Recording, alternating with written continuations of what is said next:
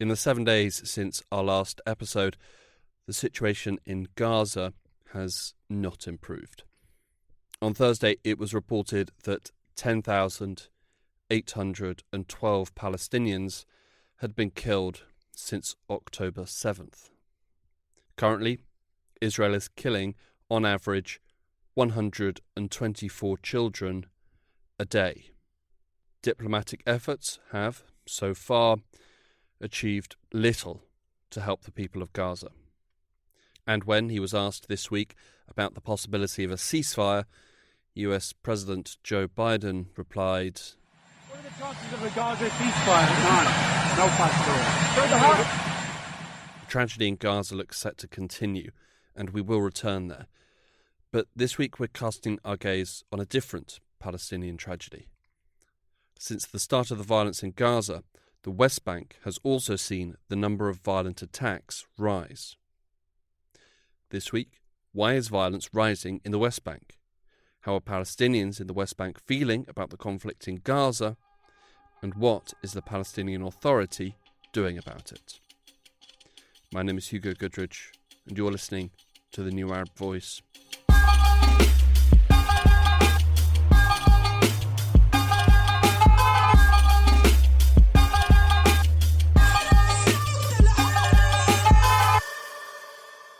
To get an understanding of how Palestinians of the West Bank are feeling, I spoke with the New Arab's West Bank correspondent Qasim Muaddi. I started by asking him if a nervousness had taken hold in the West Bank or was anger at the situation dominating the discourse. Well, I guess that you can describe it as a mix of all of these things, but first and foremost, it's a huge load of anxiety, given the fact that the current war going on is placing everything on a brink. You know, it looks like there's a big change about to happen, and given the level of violence that this Israeli government is showing towards Gaza, and at the same time, the ramp up of Israeli violence, both on the side of Israeli forces and Israeli settlers in the West Bank, most Palestinians in the West Bank are feeling like maybe this government is ready to go to extent that weren't experienced maybe since 1967 or even since the Nakba, in terms of displacing Palestinians, in terms of going back to old ways of repressing Palestinians. For just one example, the current situation of Palestinian detainees in Israeli prison has gone back to a point that was basically left behind in the late 1990s.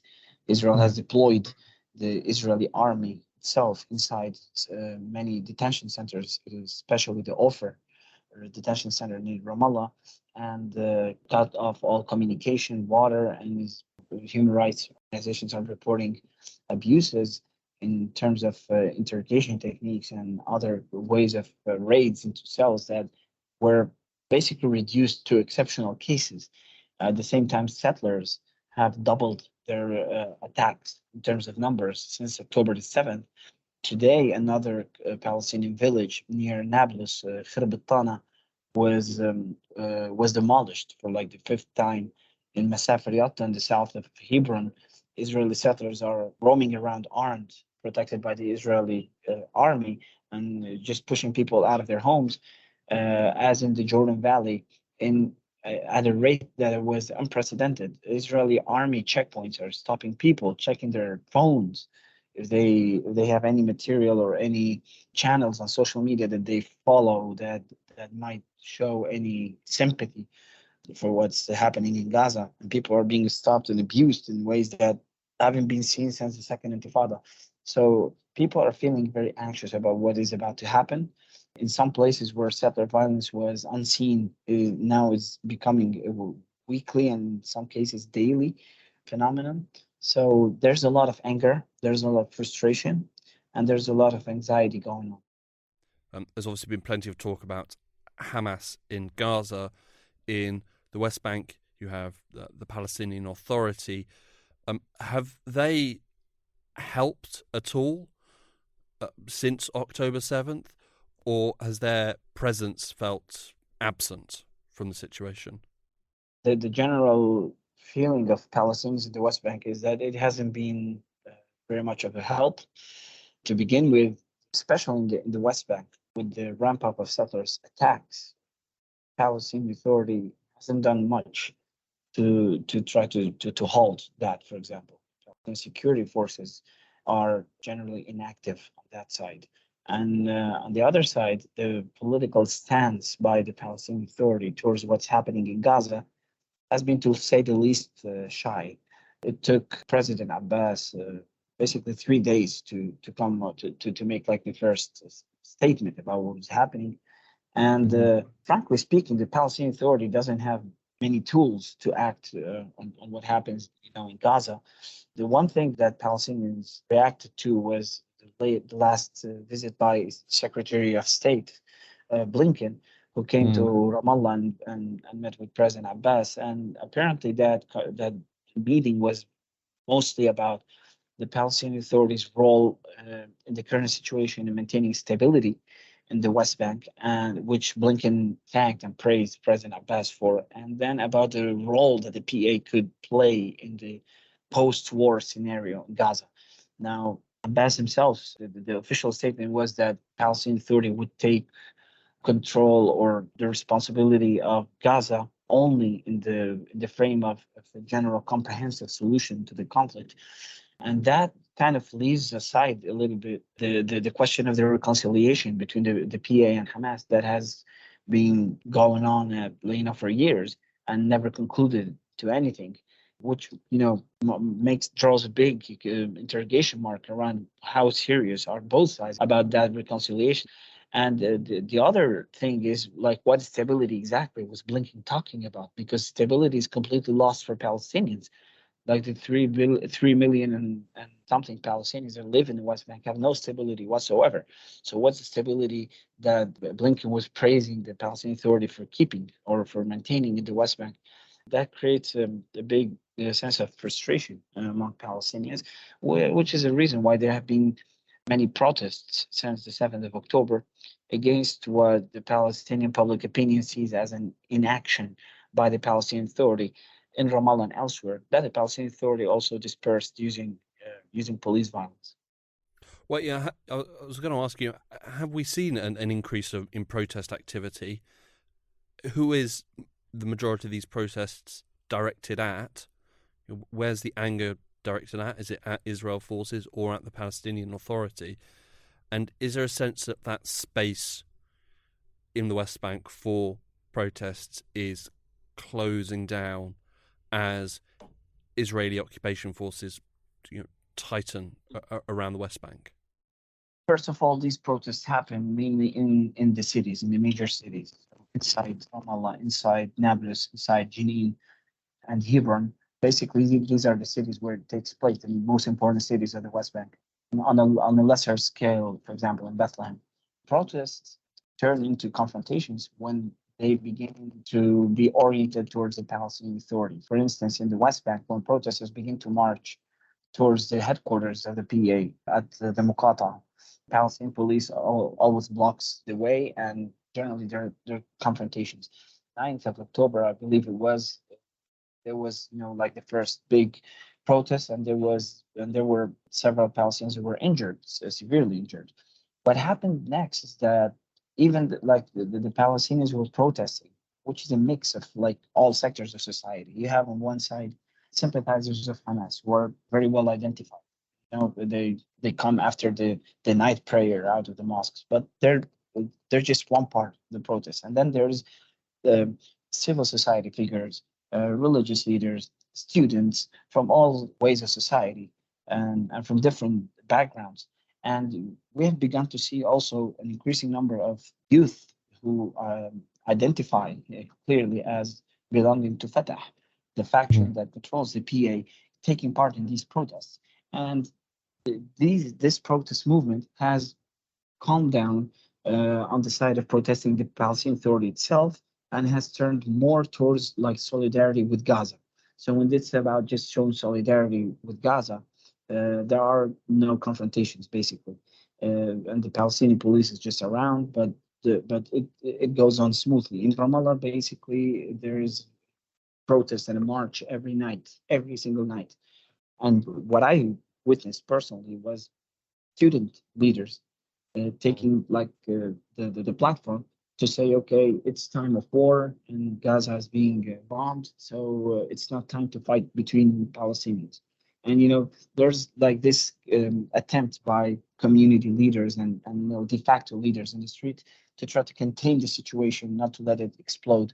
I believe that there's a general feeling that it's not in anybody's interests, but it is only a delayed tension. It will come back at some point in the future. Mm. Is there any fear in the West Bank that what Israel is doing in Gaza may come to the West Bank? I think particularly if protests continue to rise, if there is violence against Israeli occupation forces, is there a fear? The fear is greater. The fear is that the entire Palestinian cause is at stake in what's happening in Gaza. And that if Israel has its way in Gaza, whatever that means, because even Israel is not really clear about what it really wants till now from Gaza, it will have more of a free hand to go ahead and expel even more Palestinian communities and annex more land in the West Bank and basically finish up the Palestinian cause, which is why many Palestinians are expressing views that if we don't stand with Gaza now, we're next. The West Bank is next. And this is one of the reasons that creates so much frustration towards the Palestinian Authority, seeing the incapacity to act more seriously towards what's happening in Gaza. This is like a general feeling that you can really, really hear directly from protesters and even from people. Like if you come to Ramallah during the day, for example, or even Nablus, life goes on normally. People go to their jobs, but if you stay at any place, and I've been doing this like throughout the week, every group of 2 or 3 people are talking about the same thing, and they're all expressing the same kinds of anxiety, the same kinds of fear and frustration, and the constant follow-up of what's happening in Gaza continuously. Qassam, thank you very much. Thank you, Hugo.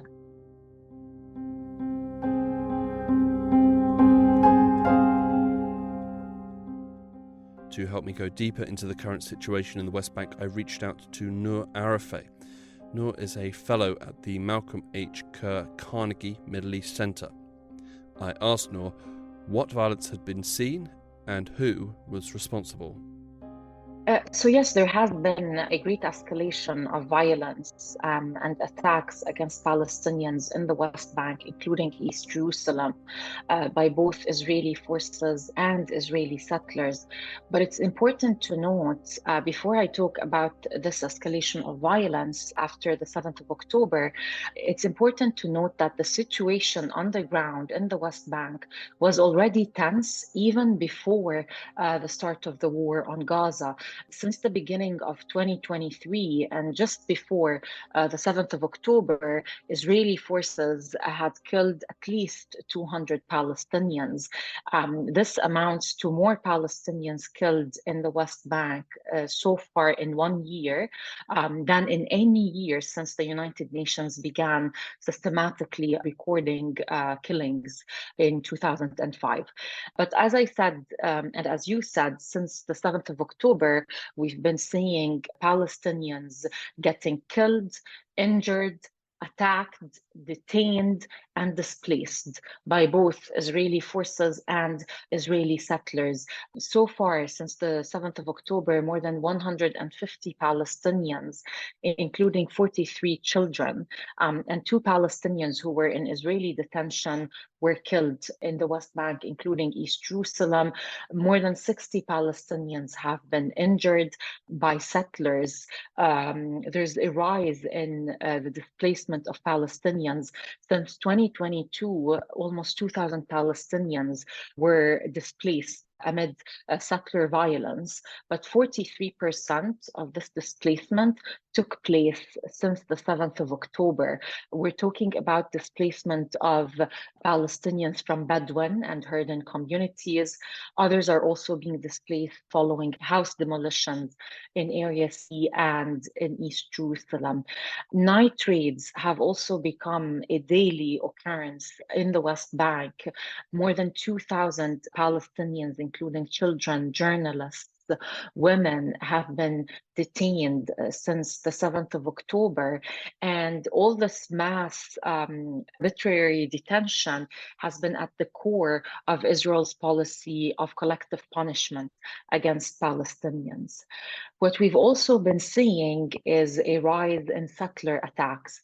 Ben Gvir, the so-called national security minister in Israel, he called for the purchase of 10,000 rifles for the so-called settler security teams in Israeli settlements, which would mean that we will be seeing more settler attacks in the coming weeks. We have seen settler attacks against residential homes, agricultural structures, trees, vehicles. We've seen a lot of harassment of Palestinians harvesting their olive trees because this is the season for the harvesting of olive trees. Settlers have also been blocking access roads to Palestinians, limiting their access to essential services. There have also been cases of settlers damaging water resources that herding communities rely on. I think, according to the Office of the Coordination of Humanitarian Affairs by the United Nations, on average, we've been seeing 8 attacks per day against Palestinians in the West Bank, which is more than double the daily average of attacks since the beginning of 2023. I also think it's important, Hugo, to talk about Palestinian prisoners because their situation has not garnered enough media attention. But what they have been facing is also at the core of Israel's policy of collective punishment against the Palestinian people as a whole. So Palestinian prisoners have been prevented from contacting their families. They have been prevented from family visits or even attorney visits. They've been deprived of using the canteen or getting out to the prison's yard. Their electrical appliances, including TVs, their phones, have been confiscated together with their clothes, their shoes. Israeli prison authority also removed the shower curtains, meaning that prisoners would be taking showers naked. And this has led prisoners to use water bottles to bathe inside the rooms. So the rooms are also being frequently invaded, with prisoners being physically attacked.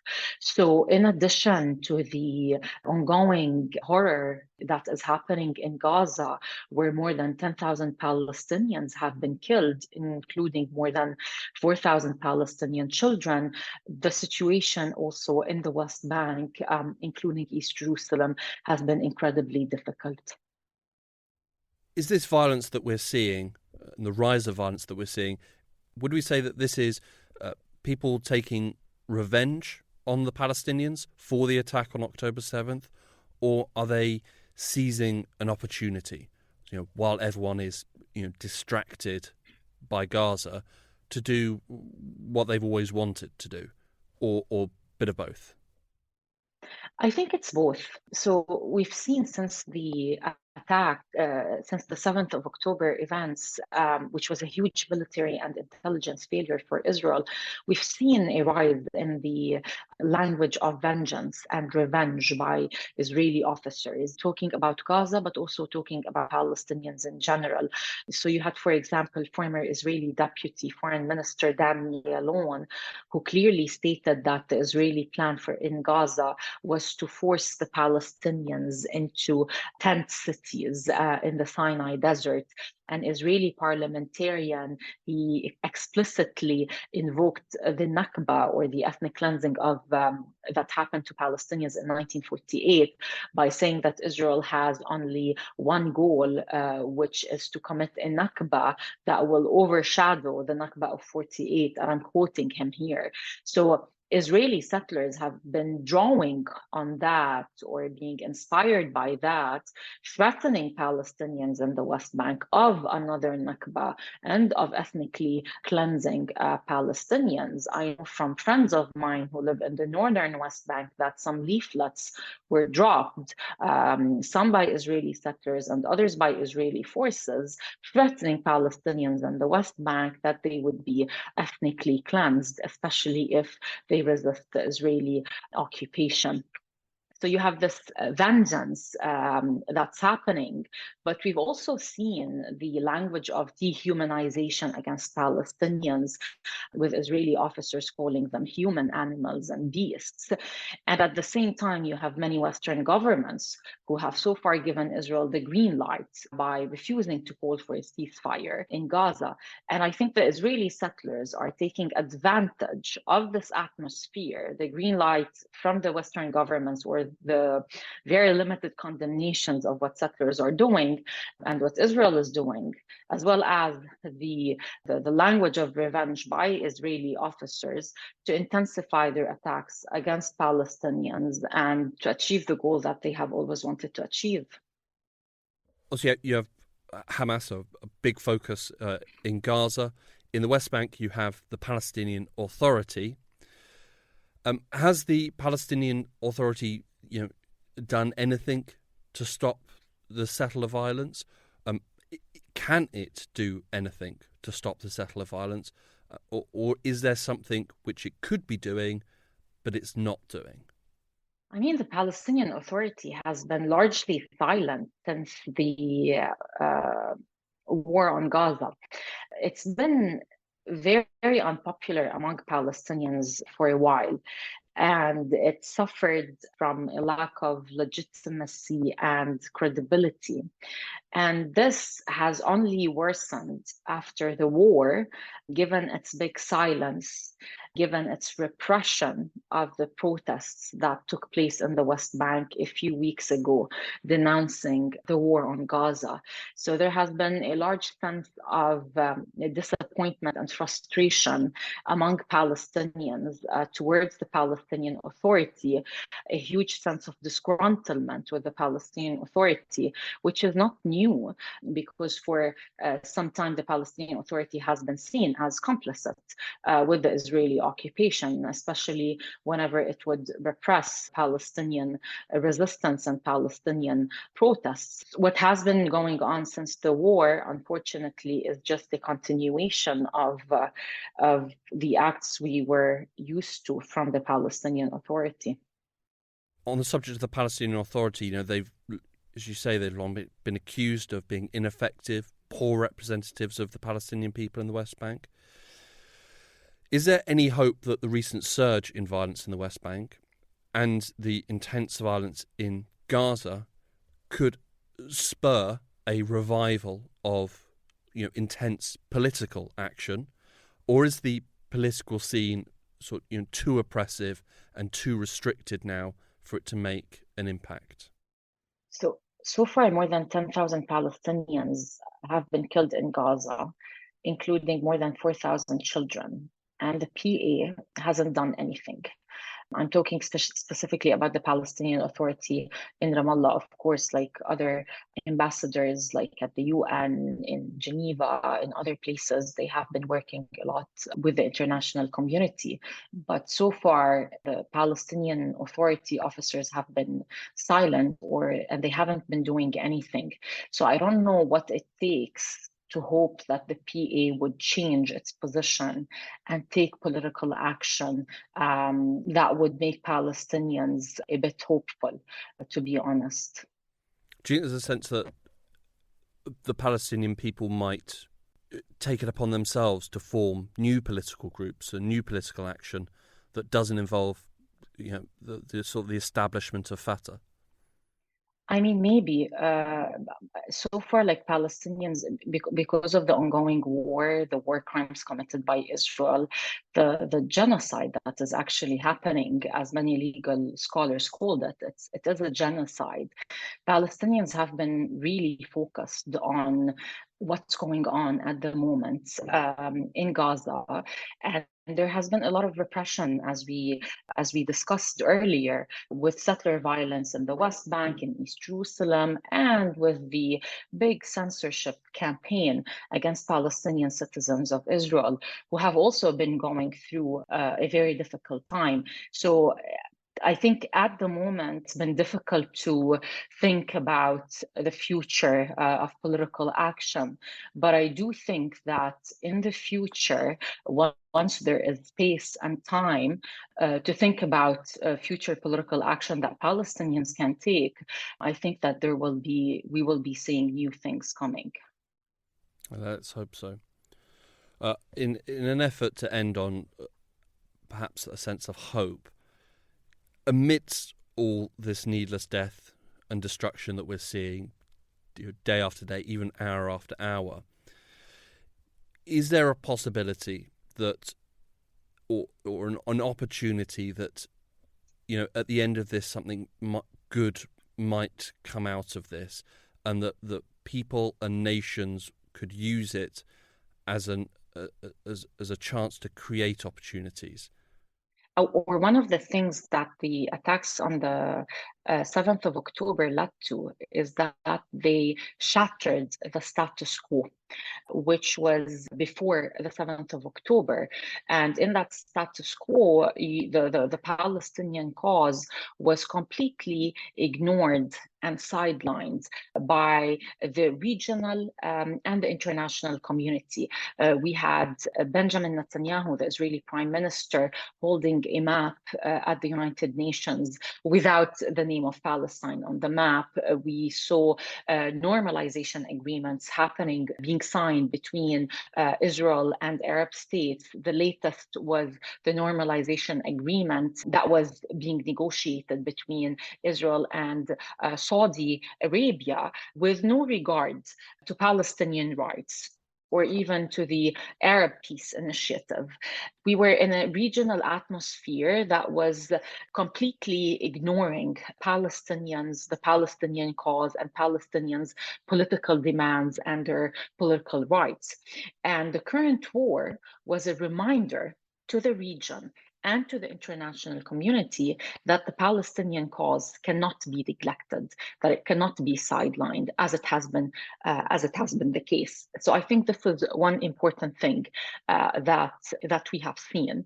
We have also seen the rise in popular protests all over the world, challenging the Israeli propaganda and the Israeli war machine and the complicity of Western governments.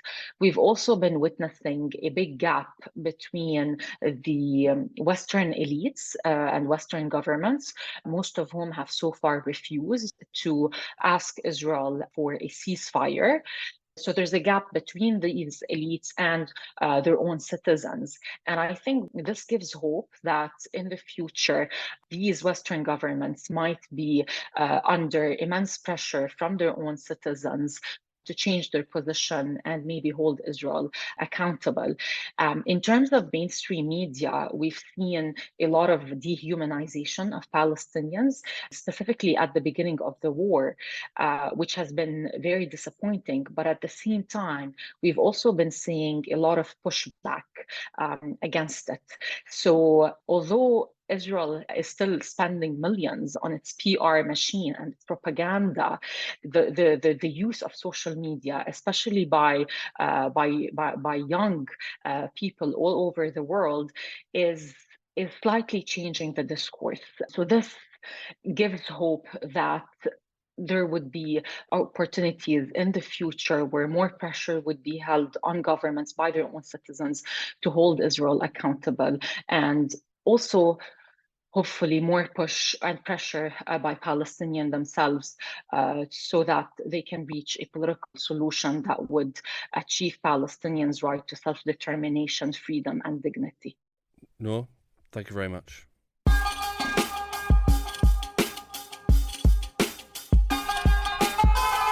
This episode of The New Arab Voice was written and produced by me, Hugo Goodridge. Our theme music was by Omar El Phil. The New Arab Voice is taking a week off, but we will be back on November the 24th. Until then, you can find all our previous episodes on all major podcast platforms. You can also check out our Instagram page and Twitter account, both at The New Arab Voice, for additional content. We also have a weekly newsletter which you can sign up for. Find the link in the show notes. You can subscribe to the podcast so you never miss an episode, and you can also rate and review, which helps us spread the word. Don't forget to follow The New Arab on Facebook, Twitter and Instagram for all the latest news, analysis and opinion from the region.